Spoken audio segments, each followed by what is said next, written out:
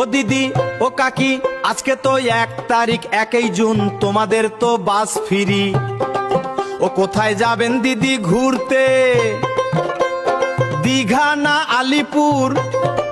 ও দিদি তোমাদের তো সেই মার্কেট বাস ফ্রি, ছেলেদের তো ফুটো কপাল। ও দিদি ফ্রি বাস পেয়ে আবার স্বামী ছেড়ে পালিয়ে যেও না ওই দিকে দিদি। কি বাহে বৌদির ঘর, কি বাহে দিদির ঘর। আজকে থাকিয়ে মানে আজকে 1 জুন থাকিয়ে তো বাসের টিকিট ফ্রি। এখন তোমার যেটি মন সেটি চলি যাও। ইয়ারের মধ্যে ফির কিছু কিছু লোক কবা নাকছে নতুন সরকার বেলে উমের পছন্দ হয় নাই। কে বাহে কিসের পছন্দ হয় নাই? বাসের টিকিট ফ্রি করে দিছে তাও পছন্দ হয় নাই।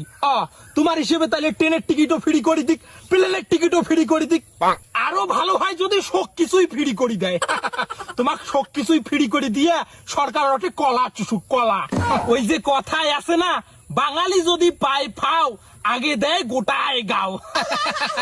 এই যে আজকের তারিখ থাকিয়ে গোটাই পশ্চিম বাংলায় মহিলাদের জন্য বাসের টিকিট ফ্রি। তাই বিলিফিস চ্যাংড়া গুলো মহিলা সাজি যান না।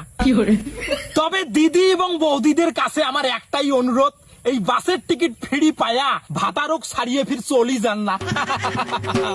ইদি ফির আরো চ্যাংড়ি ব্যাংড়ি গুলোর সুবিধা হয়ে গেল।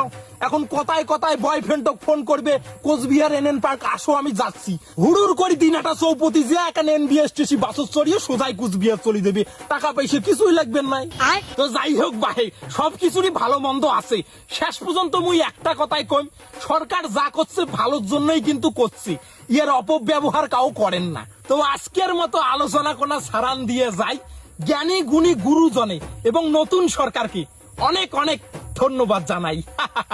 এটাই বাস্তব। I love you. কিরে মন্ডু দা, তোর মাইয়া বলে করে গেছে। এলে কথা কেমন সমস্ত খায়।